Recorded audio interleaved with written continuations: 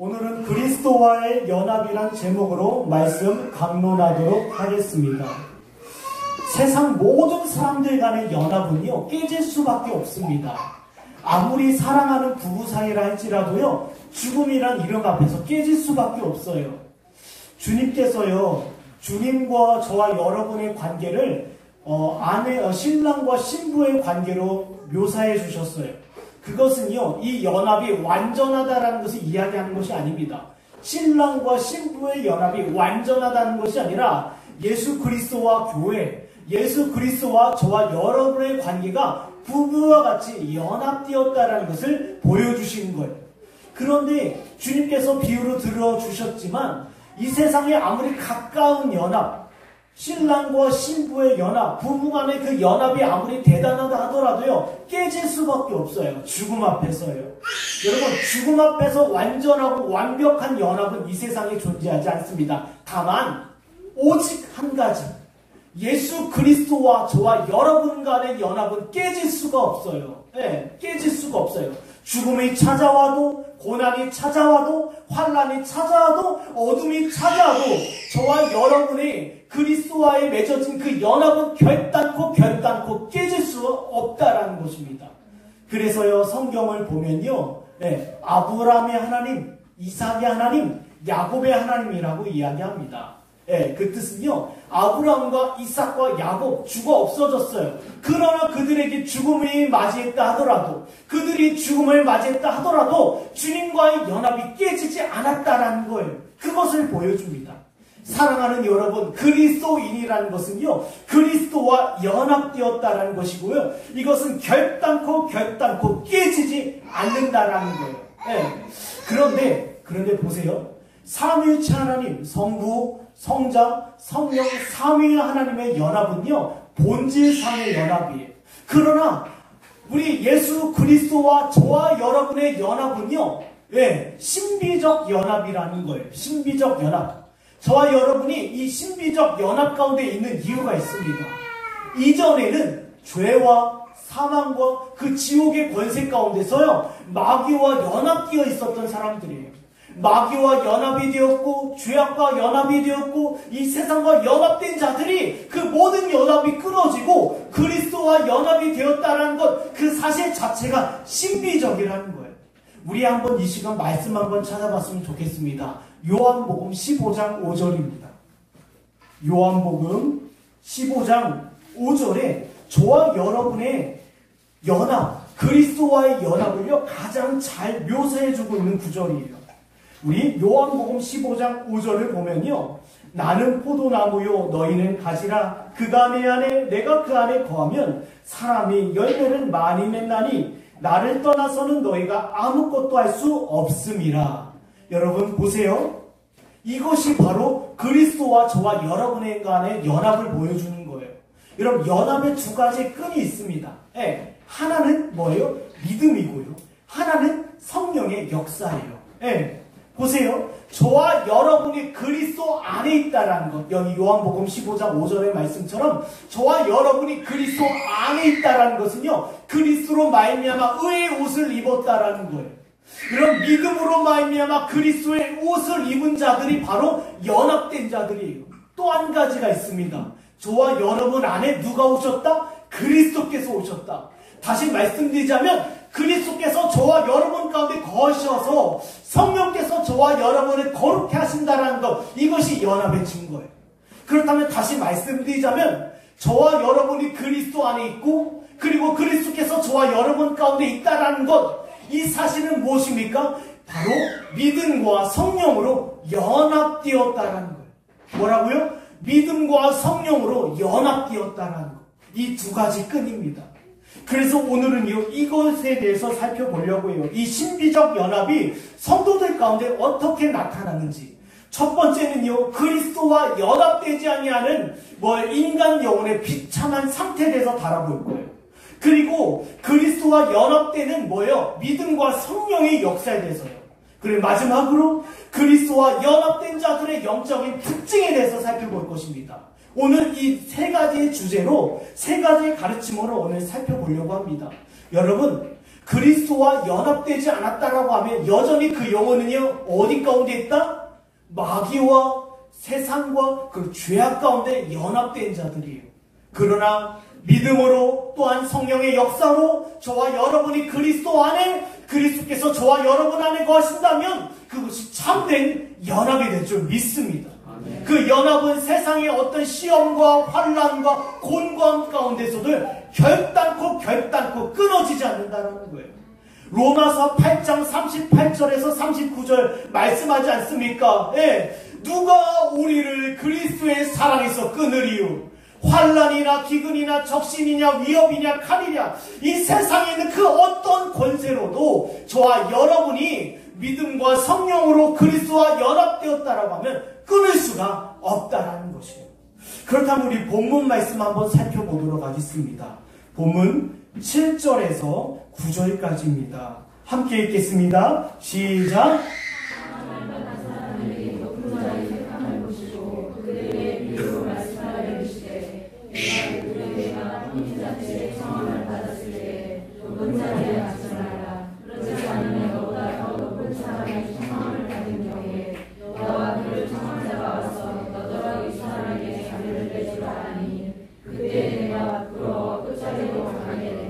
예, 여기 7절에서 9절까지 내용 중에서요, 그리스도와 연합되지 아니하는 자의 비참한 상태에 대해서 이야기해요. 본문을 보면요, 그리스도와 연합되지 않는 자들, 한마디로 그리스도와 전혀 관계없는 자들이 찾는 자리가 있어요. 바로 어떤 자리입니까? 높은 자리예요. 여러분, 바리새파 사람들, 특별히 유대인들이 이 잔치의 높은 자리를 앉기 위해서 서로 경쟁했다라는 것입니다. 다른 자리는 눈에 들어오지도 않아요. 나는 저 높은 자리에 앉아야겠다라는 겁니다. 여러분, 높은 자리는 누구의 것입니까? 예, 그 잔치를 배설한 주인의 자리예요. 예, 주인의 자리임에도 불구하고 자기들이 그 자리에 앉겠다라는 거예요. 여러분, 이것은요, 무엇을 이야기하냐면 바리새파 사람들의 율법에 대한 자기 의, 자기 사랑, 자기 과시의 자리라는 거예요. 뭐라고요? 지금 주님께서 7절에 바리새파 사람들을 향해서 너희는 초대함을 받고 높은 자리를 찾고 있다라는 것은 그들을 뭐예요? 율법을 향한 그들의 열심, 자기 의, 자기 자랑, 자기 사랑 가운데 가득 찼다라는 거예요. 나는 그 자리에 앉아야겠다. 사람들로부터 모든 관심과 모든 존경을 받아야겠다라는 거예요. 여러분, 높은 자리라는 것은요, 저와 여러분의 심령 가운데 있는 부패성과 가장 잘 연합되는 자리예요. 그 연합되는 자리 가운데 이 유대인들이 앉아 있었다라는 것입니다. 사랑하는 여러분, 기억해야 합니다. 높은 자리는 저와 여러분의 자리가 아니에요. 사람의 자리가 아닙니다. 여러분 보세요. 주님께서 이 땅 가운데 율법을 주시고 이 율법을 능히 이룰 수 있다 하셨습니까? 아니에요. 그 백성 이스라엘 가운데, 유대인들 가운데 율법을 주시면서 주님께서 말씀하셔. 이 율법은 너희의 능력과 수고와 행위로 결단코 이룰 수 없다. 이 율법을 완전히 성취하시고 이루시는 누구를 바라봐라? 예수 그리스도를 바라보라는 거예요. 여러분, 이 잔치의 높은 자리는 누구의 자리입니까? 바로 예수 그리스도의 자리예요. 그런데 사람들은 어땠습니까? 율법 우리 스스로 지킬 수 있어. 거기에 대한 나의 의와 나의 자랑과 자기의 과시, 그리고 사람들로부터 모든 존경을 받으려고 했어요. 예, 잔치의 높은 자리를 찾았으며 길거리에서 율법을 암송하였으며 금식하며 슬픈 마음을 띠고 슬픈 얼굴을 띠고 다녔으며 사람들 앞에서 자기의 믿음과 자기 율법에 대한 수준을 존경받기를 원했다는 것. 이것이 이들의 높은 자리예요. 그러나 그 율법을 완전히 성취하실 수 있는 분은 누구입니까? 예수 그리스도예요. 여기 빌립보서 2장 9절에서 11절을 보면요, 이러므로 하나님이 그를 지극히 높여 모든 이름 위에 뛰어난 이름을 주사 하늘에 있는 자들과 땅에 있는 자들과 땅 아래에 있는 자들로 모든 무릎을 예수의 이름에 꿇게 하시고 모든 입으로 예수 그리스도를 주라 싱하여 하나님 아버지께 영광을 돌리게 하셨느니라. 예, 맞습니다. 지금 유대인들에게요, 주님께서 그 잔치를 배설하시고 그들을 초대하시고요, 그들에게 그 잔치 가운데 들어오게 하셨는데 그들은 오히려 그 주님을 바라보지 아니하고 자기가 그 높은 자리에 앉았다라는 거예요. 여러분, 대적 마귀는요, 저와 여러분의 심령 가운데 있는 그 죄악과 그 부패성을 자극합니다. 그래서 저와 여러분으로 하여금 그 높은 자리를 탐내게 해요. 그럼 마귀는요, 이미 일찍이요, 그 자리를 탐하다가요, 벌을 받은 경험이 있어요. 아시지 않습니까? 천사 3분의 1을 이끌고 그 마귀가 하나님을 대적하고 그 자리를 탐하여라 했다가 땅에 떨어진 사건. 그래서요, 마귀들도요, 인간을 타락시키기 위해서 그 높은 자리를 즐거워하게 돼요. 인간 심령 가운데 있는 그 부패성과 죄악을요, 유혹하고 자극해서 할 수만 있으면 그 높은 자리, 주님을 대신하는 자리에 앉으라고 얘기해요. 그래서 모세는 어떠했습니까? 이 마귀의 유혹에 넘어가서요, 무리바 반석을 치지 않았습니까? 다윗도 그 미혹에 넘어가서요, 인구조사를 당해요. 여러분, 인구조사를 했다는 게 무슨 큰 죄입니까? 이제는요, 나의 경제력과 나의 군사력으로 내 나라를 이끌겠다라는 거예요. 하나님이 아니라, 하나님의 법이 아니라 이제 내 능력과 내 힘을 가지고 이 민족, 이 나라를 이끌겠다. 그들이 어땠습니까? 모세가 되었던, 다윗이 되었던 뭐예요? 이제는 주인 행사하려고 했던 거예요. 지금 바리새파 사람들도 마찬가지입니다. 이 높은 자리에 앉아서 자기가 주인공이 되고 싶고 자기가 주인 행세하고 싶었다는 거예요. 그렇다면 이 높은 자리가 주는 영적 교훈에 대해서 생각해 보겠습니다. 사랑하는 여러분, 지금 높은 자리에 대해서 몇 가지에 대해서 생각해 보겠는데, 이 자리에 대해서 혹시 여러분이 앉아있든지 아니면 이 자리를 탐하고 있든지, 그러면 무엇입니까? 아직 그리스도와 연합되지 않았다라는 거예요. 네. 여러분, 연합되지 않았다는 것 자체는요, 엄청난 비참함입니다. 오전에도 제가 우리 지체들에게 이야기했지만요, 마치 지금 밖에 비가 오는데요, 그 비가 쏟아지는 가운데 자기 스스로 집을 찾아갈 수 있다, 걸어가는 어린아이와 같다라는 거예요. 모든 부모로부터, 주변 사람들로부터 모든 도움을 거절하고 내가 이 비를 맞아가면서 나의 집까지 찾아갈 수 있다라는 그 어리석은 자와 똑같다라는 거예요. 높은 자리에 내가 스스로 올라 나의 힘, 나의 지혜, 나의 경험, 나의 능력을 자랑하겠다. 보세요. 높은 자리라는 것은요, 자신이 주인이 돼서요, 하나님이 없다라고 하는 자리입니다. 우리 시편 14편 1절을 보도록 하겠습니다. 시편 14편 1절. 예, 중요한 말씀 중에 하나인데요. 시편 14편 1절에는요, 예, 이미 시편 기자를 통해서 사람들의 마음 가운데 가장 먼저 일어나는 부패성에 대해서 이야기해요. 제가 읽겠습니다. 어리석은 자는 그 마음에 이르기를 하나님이 없다 하는도다. 그들은 부패하고 그 행실이 가증하니 선을 행하는 자가 없도다. 뭐라고 되어 있습니까? 예, 그 높은 자리라는 것은요, 하나님이 없다라고 여기는 자리예요. 여러분, 하나님이 없다라고 여기는 사람들의 특징은 어떠합니까? 자기의 능력과 자기 힘과 자기 수고로 살아가요. 예, 하나님 도움 필요 없어. 나는 나의 힘과 나의 지혜와 나의 능력으로 충분히 나는 살아갈 수 있어 라고 여기는 사람들. 이런 사람들의 마음에는요, 로마서 8장 18절의 말씀처럼 하나님을 조금도 두려워하지 않아요. 네, 하나님을 두려워하지 않기 때문에 그가 두려운 것은 뭐예요? 자기 능력과 힘이 떨어지거나 없어질까 하는 두려움 가운데 살아가요.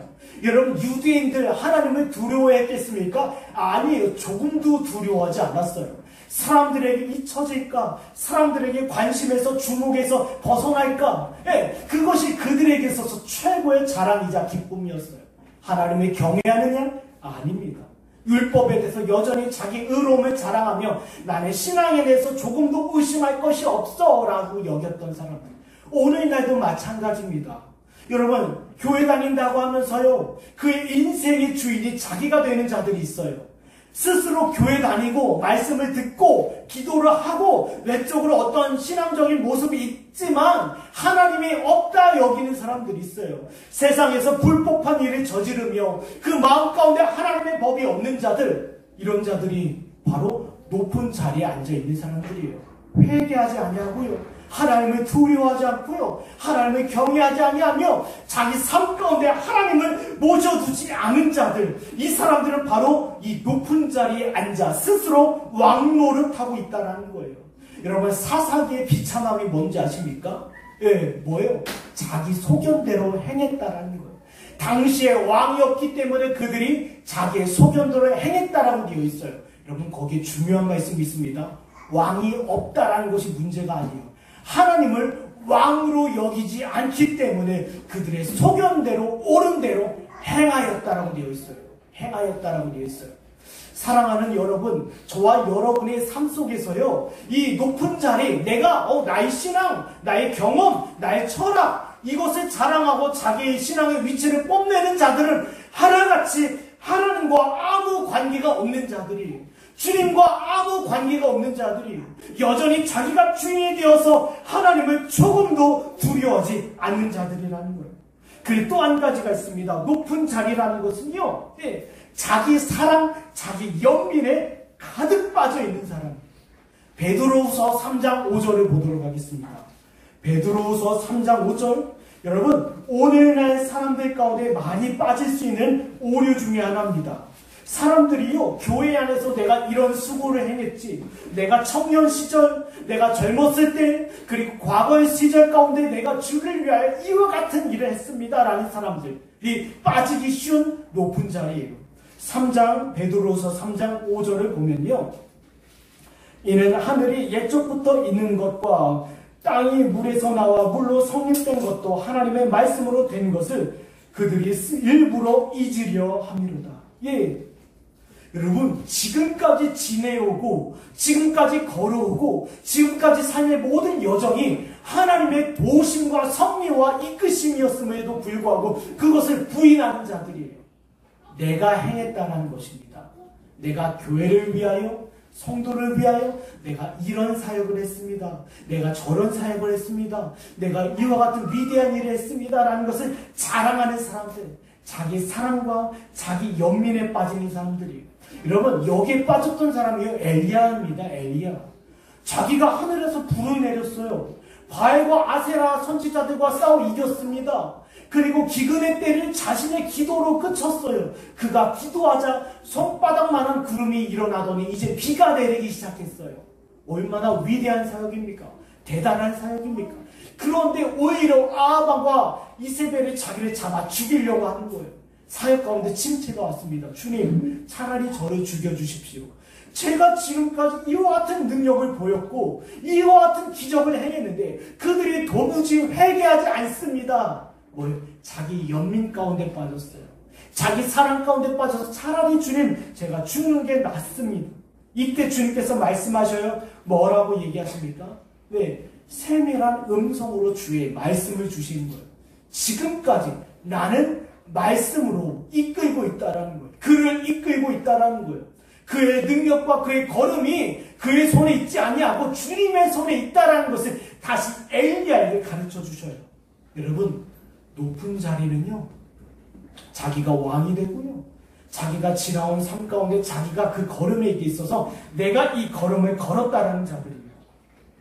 여기 잠언서 16장 9절을 보면요, 사람이 마음으로 자기 길을 계획할지라도 그의 걸음을 인도하시는 이는 여호와시니라. 예, 그러나 높은 자리에 앉은 자들은 그것을 결단코 인정하잖아요. 인정하잖아요. 내가 나의 걸음을, 나의 길을 스스로 걸어왔다라고 여기는 자. 그리고 또 한 가지가 있습니다. 높은 자리에 앉았다라는 것은요, 게으르고 나태한 자리, 게으르고 나태한 자리. 우리 갈라디아서 6장 1절 볼까요? 우리 좀 이따도 살펴보겠지만요, 갈라디아서 1장 6절을 보면요, 야, 나태하고 높아진 자리가 과연 어떤 자리인지 한번 분명히 알 수 있습니다. 예, 갈라디아서 6장 1절에 보면요, 형제들아, 사람이 만일 무슨 범죄한 일이 드러나거든 신령한 너희는 온유한 심령으로 그런 자를 바로잡고 너 자신을 살펴보아 너도 시험을 받을까 두려워하라. 보세요. 지금 갈라디아 교회가 게으르고 나태한 자리 가운데 서 있어요. 그 자리는 무엇입니까? 우리가 예수를 믿고 우리의 구원이 확실하다라는 거예요. 그들 가운데 거짓 교사가 틈타고 들어왔음에도 불구하고 조금도 자기 자신을 살피거나 점검하고 돌아보지 않았다라는 거예요. 여러분, 사도 바울의 교훈을 잘 들으셔야 합니다. 사도 바울이 끊임없이 자기는 죄인 중에 괴수다, 내가 쓰임받고 나서 내가 버림받을까 두렵다라고 이야기했어요. 여러분, 이 말을 한 이유는 무엇입니까? 고린도후서 13장 5절의 말씀을 따라서 자기 자신을 점검하며 살펴보는 거예요. 두렵고 떨림으로 구원을 이루는 과정 가운데 자기 영혼을 살피며 점검하며 따져보았다라는 거예요. 내 마음 가운데 시기와 질투와 교만과 불만이 있지는 않은지, 이와 같은 요소들이 나의 영혼을 좀먹고 있지는 않은지, 이것을 살펴보았다라는 거예요. 그러나 높은 자리에 앉은 자들은 결코 약해하고 게으르며 자기 자신에 대해서 조금도 점검하거나 살펴보지를 않아요. 예, 나 지식이 있어요. 나 성경에 대해서 이런 지식을 가지고 있어요. 내가 신학적인 지식이 있습니다. 제가 교회에 오랜 시간 다녀왔어요. 제가 이런 깨달음이 있습니다. 이런 사람들의 특징 점점점 높은 자리에 앉아서 게으르고 나태해져요. 자기 구원과 영생의 문제, 죄의 문제, 그리고 자기의 연약함의 문제에 대해서 좀 더 주님 앞에 돌아보나 따져볼 필요를 느끼지 못한 자들이, 이런 자들이 어디에 앉아있다? 지금 높은 자리에 앉아있다는 거예요.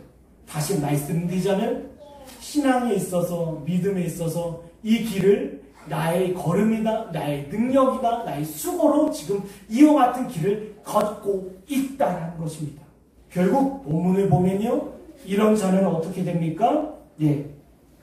9절을 보면요, 너와 그를 청한 자가 와서 너더러 이 사람에게 자리를 내주라 하리니 그때 내가 부끄러워 끝자리로 가게 되리라. 어떻게 됩니까? 이제는 끝자리로 밀려가는 거예요. 여러분, 이 끝자리는요, 주인에게서 가장 멀리 있는 자리고요, 주님으로부터 멀어진 자리예요. 주인이요, 이렇게 너 이제는 끝자리로 가. 새로운 손님이 왔어. 무슨 일이 벌어집니까? 주인으로부터, 주인에게서 가장 멀리 떨어진 자로 내쫓김을 당한다는 것. 여러분, 이 뜻은 무슨 뜻입니까? 주님께서 그를 정죄하신다는 것. 여러분, 심판의 날, 종말의 날, 그리고 주님께서 재림주로 오신 그날 높은 자리에 앉아 있어서 여전히 그리스도와 연합되지 아니한 자들, 그 마음을 높은 데 두어서 지금 이와 같이 높은 자리에 앉아 있어 스스로 주인이 되고 왕노릇하며 조금 더 그 영혼을 살피고 점검하며 따져보지 않는 자들을 주님께서 정죄하시는 날이 있다라는 거예요. 뭐라고요? 주님께서 다시는 오시는 날, 이와 같은 자들은 말석으로 맨 끝자리로 밀려가게 된다는 거예요. 가룟 유다가 그랬습니다. 주님의 제자 중에 한 사람이었고 모든 이적과 기적을 맛본 사람이에요. 귀신을 내쫓았고 병든 자를 고쳤던 사람입니다. 사울왕도 그러했습니다. 그러나 그들이 외적으로 볼 때는 주님과 가장 가까운 자리에 있었으나 그들은 어떤 사람들이었습니까? 마음을 높은 데 두었던 사람들이에요. 그럼 이 사람들은 결국 어떻게 됩니까? 맨 끝으로 쫓아가서 쫓겨나서 슬피 울며 이를 갈게 된다는 것입니다. 여러분, 이것이 그리스도와 연합되지 않은 자의 비참함이에요. 높은 마음을 두고 자기를 자랑하고 자기를 높이고 자기 신앙의 경륜과 자기 신앙의 외적인 모습을 자랑하고 드러내요. 그러나 주님의 재림의 날에 그의 영혼이 지옥 가운데 던져질 줄을 모르고 있는 사람, 얼마나 비참합니까? 자기의 행위와 수고를 교회 가운데, 공동체 가운데 자랑을 하고 있으나 그 영혼이 결국 그 마지막 심판, 주인으로부터 정죄받는 그 자리로 뚜벅뚜벅 걸어가고 있다는 것처럼 비참한 자는 세상에 없다는 것입니다. 그렇다면 우리 두 번째 한번 생각해 보겠습니다. 10절입니다. 본문 10절 읽겠습니다. 시작.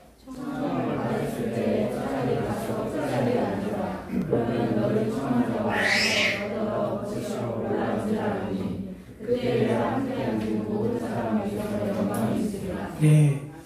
그러면 다음으로요, 그리스도와 연합되는 믿음과 성령의 역사에 대해서 생각해 보겠습니다. 제가 앞서 서론 부분에 대해서 말씀드렸어요.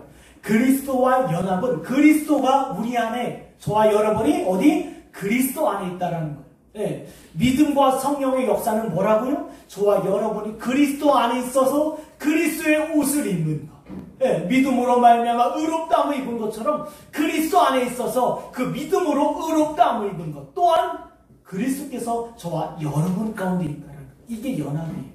아브라함이 이걸 잘 보여주지 않았습니까? 창세기 15장 6절에 보면 아브라함이 하나님을 믿음의 그걸 의로 여기셨다고 하신 것처럼 아브라함이 이제는 그리스도 안에 있게 된 거예요. 그리고 나서 그의 삶의 행실을 바라보면 어떤 증거들이 나타납니까? 그리스도가 그 안에 있다는 것이 나타나요. 하나님께서 뭐예요? 모리아산에 가서 이삭을 바쳐라. 예, 뭐예요? 그 심령 가운데 그리스도께서 계시기 때문에 그 법 앞에 성령의 능력으로 순종하게 된다는 거예요. 여러분, 자식을 바치라는 그 말씀 앞에 순종할 수 있는 사람이 세상에 어디 있겠습니까? 그러나 아브라함이 지금 보여주는 것은요, 그 가운데 믿음과 성령의 거룩하신 역사가 있다는 것이에요. 여기 10절에 보면 이와 같은 믿음과 연합의 역사가 있는데요. 먼저 주님께서 말씀하십니다. 청함을 받았을 때 차라리 끝자리에 앉아라 라고 되어 있어요. 뭐라고요? 청함을 받았을 때 끝자리에 앉으라. 이것은요, 무슨 말씀이냐면요, 지금 그리스도와의 연합을 이루어지는 과정을 이야기해요. 이 영혼이, 이 죄인이 그리스도와의 연합이 이루어지는데 이와 같은 과정이 있다는 거예요. 먼저 청함을 받았다는 거예요. 이 청함을 받았다는 것은요, 외적인 부르심으로 복음의 선포를 얘기해요. 복음의 설교를 이야기해요. 말씀을 듣는 가운데 있다는 거예요. 지금 주인이 이 사람들을 청하였어요. 청하였다는 건 뭐라고요? 주님께서 그들에게 하나님의 말씀을 강론해 주셨다는 거예요. 그리고 그 가운데 그 영혼에게 나타나는 성령의 역사하심이 뭔지 아십니까? 그 영혼을 끝자리로 안내요. 우리 좀 이상한 이야기 아닙니까?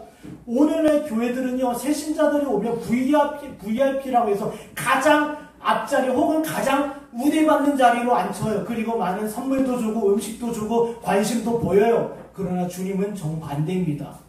말씀을 듣는 자리 가운데 있어요. 저와 여러분도요. 그러나 그리스도와의 연합이 이루어질 때, 나타날 때 성령께서 그 영혼을 어디로요? 가장 끝자리로 안내하시고 인도하신다는 거예요.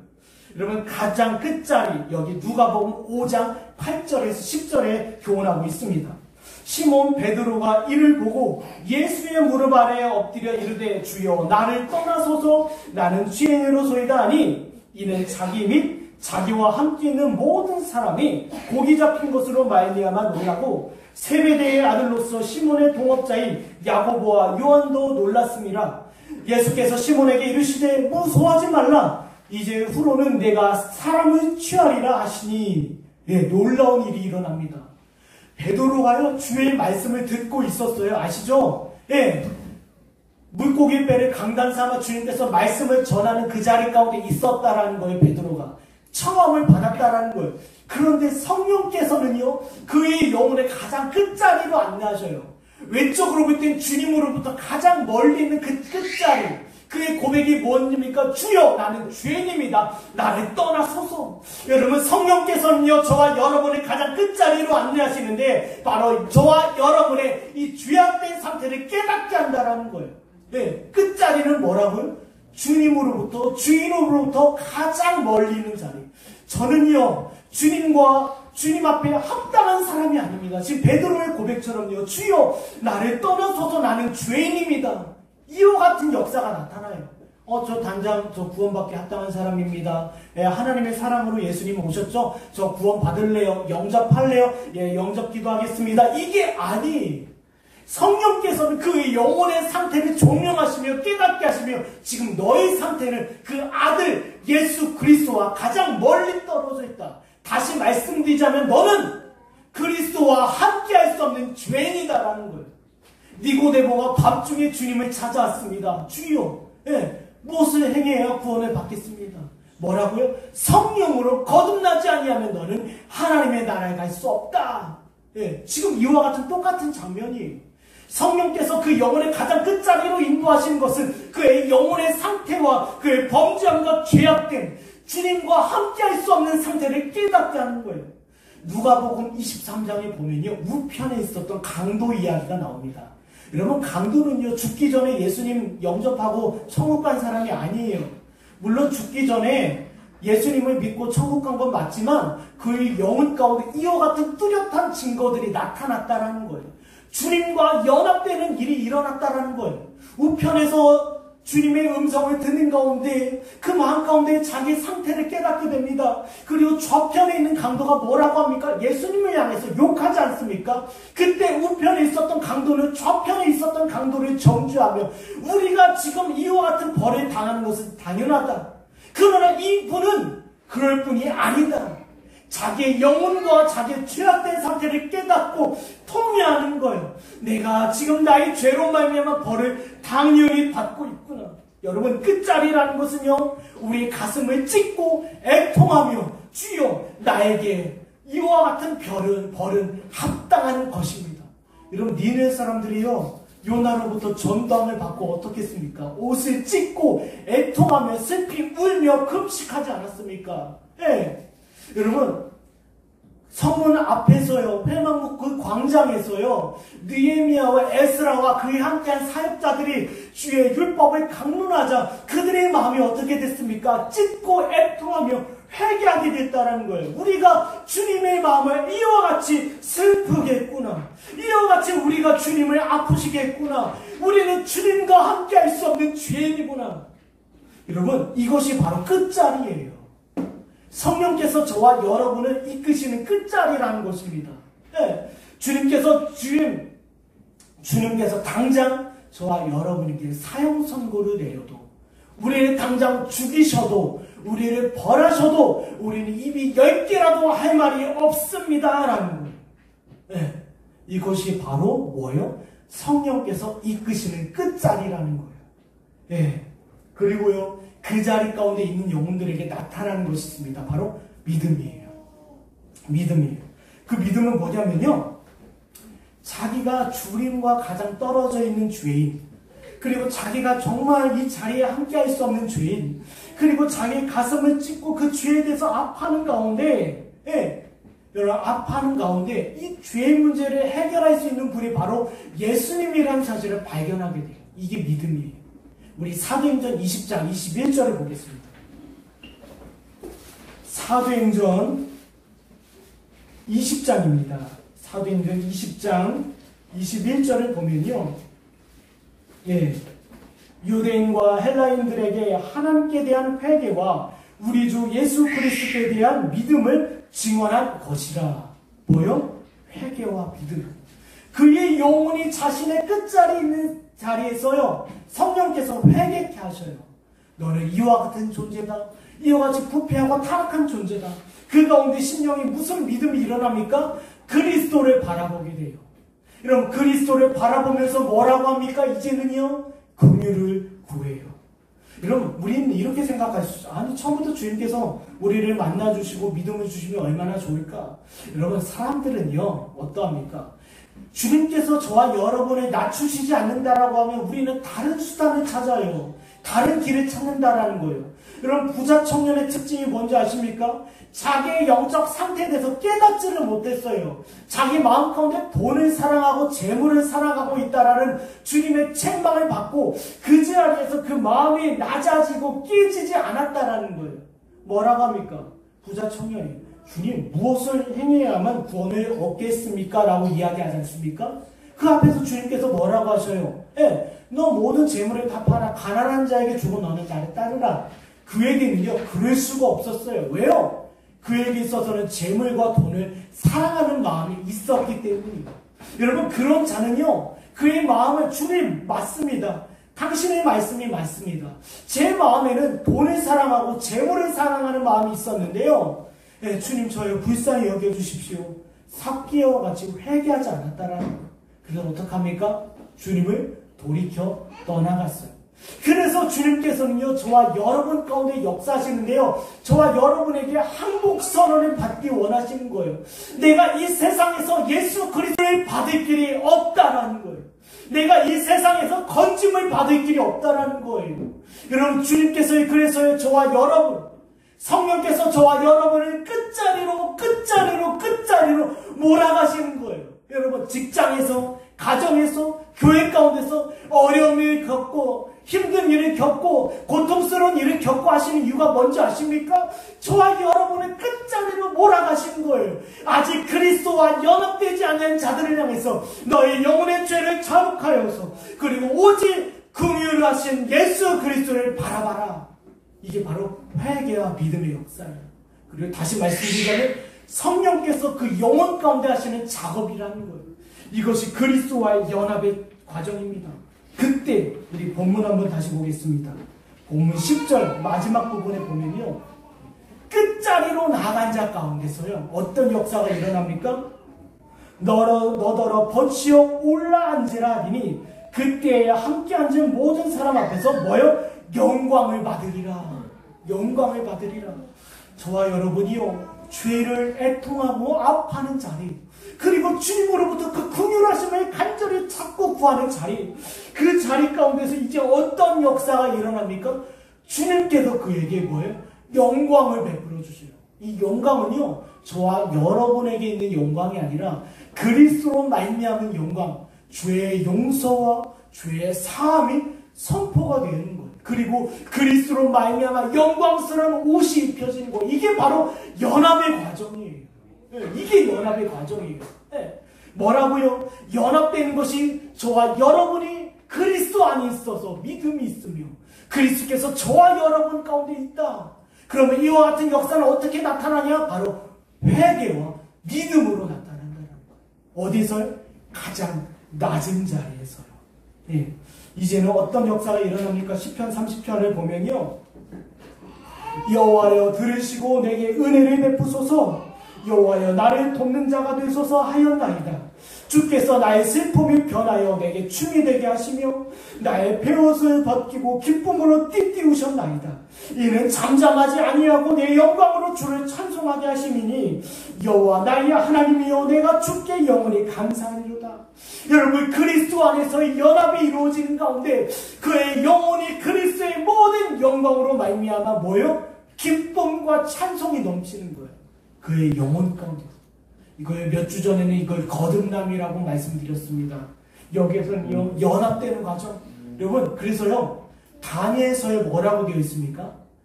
해와 같이 빛난다라고 되어 있어요. 주의 교회와 주의 성도들이 그리스도로 말미암아 뭐예요? 해와 같이 빛난다. 그리고 요한계시록에는 뭐라고 되어 있습니까? 해를 품은 여인의 모습이 나오지 않습니까? 해를 품은 여인의 모습. 교회와 성도들은요, 계시록에 나와 있는 것처럼 해를 품은 여인이에요. 빛난다라는 거예요. 그리스도와 같이 그리스도로 말미암아 저와 여러분이 이제 빛난다라는 거예요. 그게 뭐예요? 성화예요. 네. 여러분, 이제는요, 주인으로 말미암아 주인이 뭐라고 합니까? 벗이여 올라앉으라. 이제는 주인으로부터 모든 영광을 이 사람이 받는 거예요. 과연 이 사람이 누구에게 주인이 높은 자리에 청하였는가? 이 일이 교회와 성도들 가운데 일어난다는 것. 이 죄인이 어떤 자이기에 주님께서 그를 영광스러운 모습으로 변화시켜 나가는가? 여러분, 이와 같은 성령의 점진적인 역사 가운데 저와 여러분 있습니다. 있어요. 뭐요? 그래서 베드로서 1장에는요, 신의 성품을 입은 자들, 그걸 갈라디아서에서는 무엇이라고 이야기합니까? 예, 성령의 열매들. 사랑과 희락과 화평과 오래 참음과 자비와 양성과 충성과 온유와 절제와 같은 그리스도의 그 영광스러운 성품들이 저와 여러분 가운데 나타난다는 것. 이 어린 자녀들을 보면서 이 어린 아이가 무엇이기에 이 10년 가운데서 그리스도의 성품이 나타난다. 이 영혼이 세상에서 볼 때도 이 죄악 중에 계시였는데 이 영혼이 이제 변화되고 그리스도의 영광스러운 모습으로 닮아진다. 어떤 자리에서? 가장 낮은 자리에서 시작된다는 것. 그다음 마지막으로요, 우리 본문 11절 한번 보도록 하겠습니다. 11절입니다. 함께 읽겠습니다. 시작.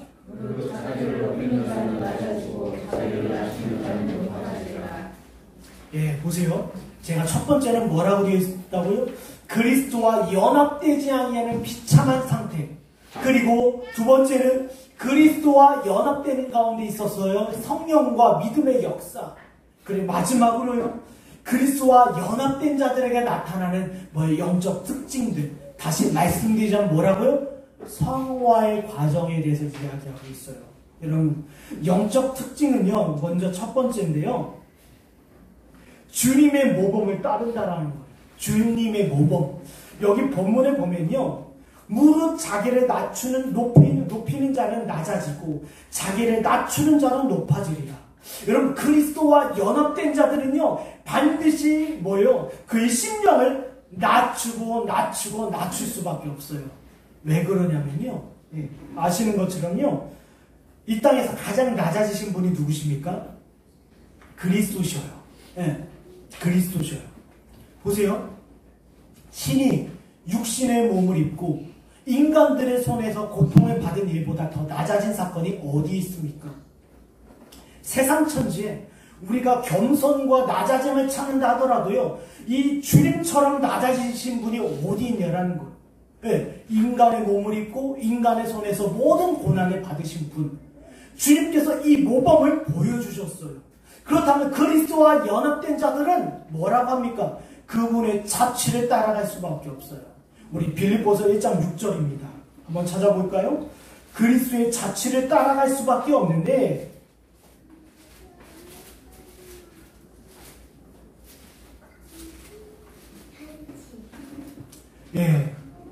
우리 1장 6절 한 목소리로 한번 찾아볼까요? 읽어볼까? 읽겠습니다. 시작! 너희 안에서 착한 일을 시작하시니가 그리스도 예수의 날까지 이루실 줄을 우리는 확신한다. 뭐라고요? 이제는요, 그리스도와 연합된 자들은요, 그리스도의 본에 따라 살아가요. 그리스도의 자취를 따라 살아간다라는 거예요. 그리스도께서 저와 여러분 가운데 이제 선한 일을 행하십니다. 그것이 성령의 역사심이에요. 그 성령의 역사심으로 말미암아 이제는 어느 자리로 나아갑니까? 낮은 자리예요. 여러분, 자신을 낮춘다라는 것은요, 마태복음 5장에 나와 있는 팔복의 교리 중에 4가지. 첫 번째 뭡니까? 심령이 가난한 자, 그리고 애통한 자, 그리고 온유한 자, 그리고 의에 줄이고 목마른 자. 여러분, 이와 같은 마음의 상태를 뭐라고 해야 합니까? 낮췄다라고 되어 있어요. 이와 같은 자들이 그리스도와 연합된 자들이고요. 그리스도께서 뭐예요? 너희는 나를 따르라 라고 하시지 않습니까? 마태복음 16장 24절에 뭐예요? 너희 자신을 부인하고 십자가를 지고 너희는 나를 따르라. 이것은 뭐예요? 나의 모든 본을 끼쳐 나의 말씀을 따라와라. 나의 자취를 따라와라. 나의 흔적을 따라와라. 그렇다면 그리스도와 연합된 자들은 그리스도의 자취를 따르게 된다는 거예요. 그리스도의 자취를 따른다고 했을 때 첫 번째가 무엇입니까? 자신의 마음을 낮춘다라는 거예요. 여러분, 매를 맞을까봐, 자기의 불행한 일이 있을까봐, 자기의 처지와 상황 때문에 낮추는 자들이 있어요. 주님께서 내 마음을 낮추지 않는다고 하면 주님께서 나에게 매를 대시겠지. 여러분, 이건 진정한 연합이 아닙니다. 매를 맞을까봐 자기의 처지와 상황 때문에, 내가 형편이 어렵기 때문에, 내가 문제가 있기 때문에 자기 영혼에 낮추는 것은요, 그건 일시적인 거예요. 일시적인 거예요. 여러분, 그리스도와 연합된 자들은요, 그리스도의 마음을 품어라. 너희는 이 마음을 품으라. 곧 그리스도 예수의 마음이니 빌립보서 1장 5절에 이야기하지 않습니까?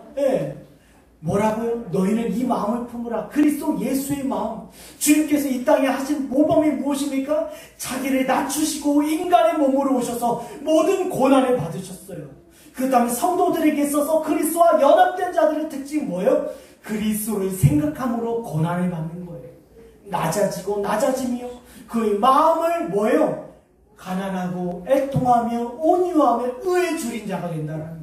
이게 성도들에게 나타날 연합의 특징들입니다. 그리고 연합의 특징 두 번째가 있습니다. 죄에 대한 경각심이 있어요. 여러분, 자녀들이 철이 든다라는 것은 무엇입니까? 이제 부모의 말에 귀 기울이기 시작한다는 거예요. 자기가 이제 세상에서 자기 행동을 통해서요, 부모의 욕이 될 수 있다는, 이게 자녀가 철드는 증거예요.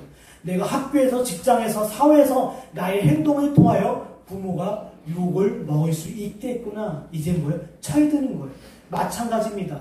그리스도와 연합된 자들의 특징은요, 이제는요, 뭐예요? 죄에 대해서 이제 경각심을 갖게 돼요. 주님께서 죄를 싫어하시는구나. 주님께서 이 죄로 말미암아 고난을 받으셨구나. 그리고 더 이상 이 죄를 즐거워하거나 습관적으로 죄를 범하지 않게 된다는 거예요. 이게 연합의 특징입니다.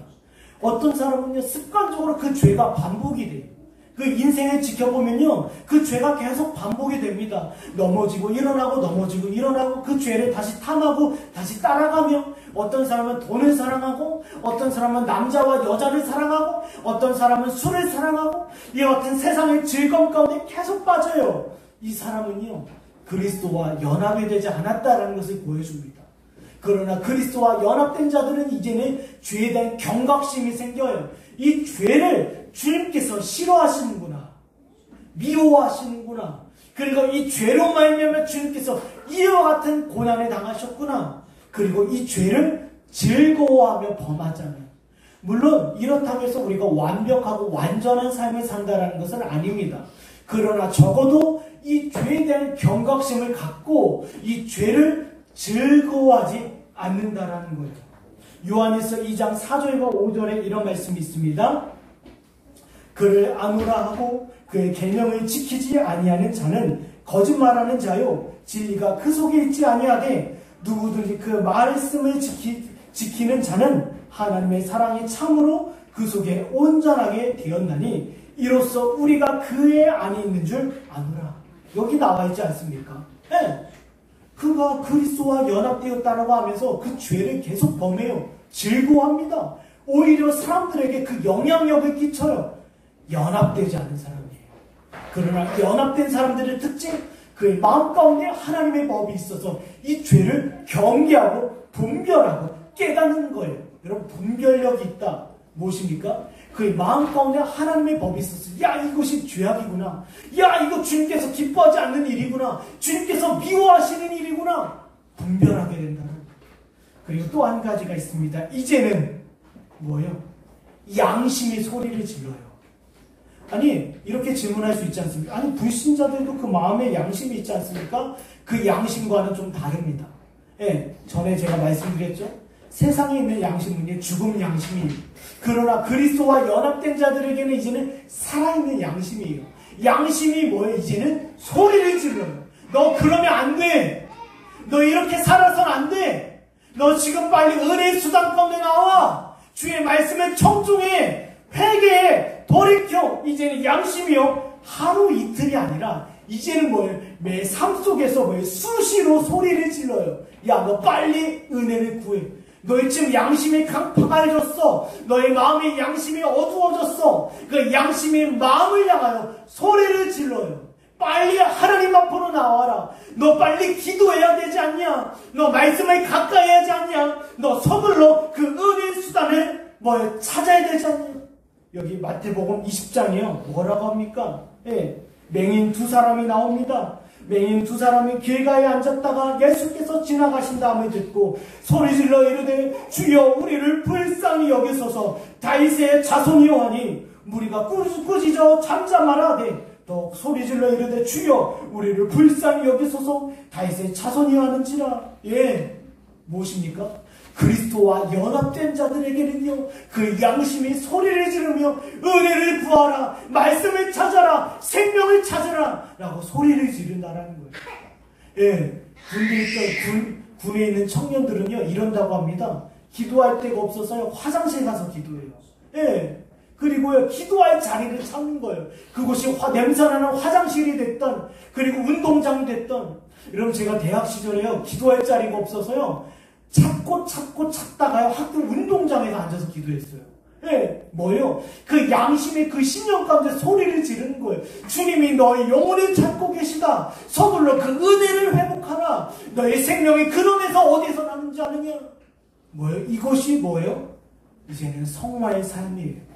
영적 특징들을 계속 이야기했습니다. 예, 이제는 자기 자신에 대해서 분명히 진단을 하며 죄를 경각심을 가지며, 그리고 양심이 그 영혼을 향하여 소리를 낸다라는 거예요.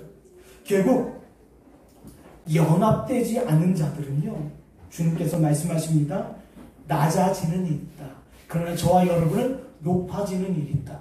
연합된 자들에게 있어서 높아지는 날은 어떤 날입니까? 주님의 재림을 통하여 영화에 이르는 날이에요. 영화, 하나님의 나라에서 영원토록 즐거워하는 날을 이야기해요. 그러나 끝까지 앞서 말씀드린 것처럼 그 마음이 완고하고 강팍하여 교만하여 그 높은 자리에 있는 자들은 결국 어떻게 됩니까? 심판이 있다라는 거예요. 이것이 바벨탑 사건을 통해서도 보여주며 노아의 때 있었던 홍수를 통해서도 보여줍니다. 반드시 그 영혼이 그리스도와 연합되지 않았다라고 하면 반드시 지옥불을 피할 수가 없다. 그러나 그리스도 안에서 연합된 자들은 이와 같은 역사가 나타나며 이와 같은 일들이 일어나는데 그들의 마지막은 어디냐? 하나님의 나라라는 거예요. 말씀을 정리해 보도록 하겠습니다. 반주 좀 부탁드리고요. 사랑하는 여러분, 주님께서 원하시는 것은 다른 것이 아닙니다. 주님께서 이 땅에 오신 주의 사역과 그 가치를 깨달아 그리스도와 연합되는 그 은혜를 누리는 거예요. 앞서 말씀드린 것처럼 그리스도와 연합되지 아니하는 그 비참한 상태에 이르렀습니까? 그럼 서둘러 주님께 간구하십시오. 네. 모압 여인 룻은요, 누가 봐도 그는 하나님의 백성이 될 수 없었어요. 주님께서 말씀하셨습니다. 모압 사람들은 여호와의 총에 들어올 수 없다. 여러분, 모압 여인이 할 수 있었던 것은요 무엇입니까? 여러분, 룻은요 할 수 있었던 것은 나오미를 통하여 희연 부릴 자를 만나는 길 외에는 없었어요.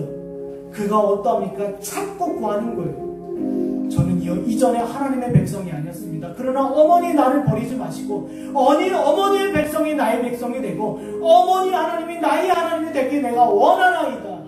여러분, 연합되지 않은 자들이 있습니까? 그리스도께 찾고 구하십시오. 주님께서 찾고 구하는 자를 결코 외면하지 아니하십니다. 주님께서 저와 여러분에게 이미 이 말씀의 잔치 가운데 초대하셨어요. 초대하셨다는 것은 이제 성령으로 말미암아 저와 여러분 가운데 연합의 능력, 연합의 일, 그리고 성령의 능력을 보이신다는 것입니다. 연합된 자들이 누릴 영화로운 삶을 결코 외면하지 마십시오. 연합되지 않았다라고 하면 그 마지막 심판을 피할 수 없을 것입니다. 이 말씀 붙잡고 우리가 잠잠히 함께 간절히 기도하겠습니다.